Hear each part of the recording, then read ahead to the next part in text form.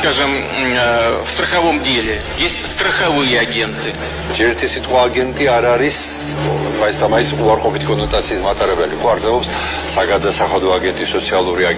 Почему в США можно, а у нас нельзя?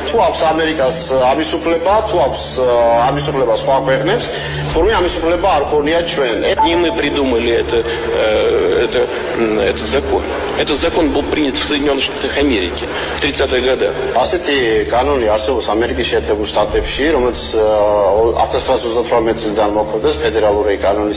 Наш закон гораздо более либеральный.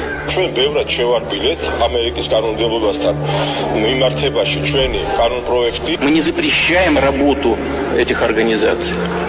Мы хотим только, чтобы организации, которые занимаются внутриполитической деятельностью в России, ясно и четко заявили о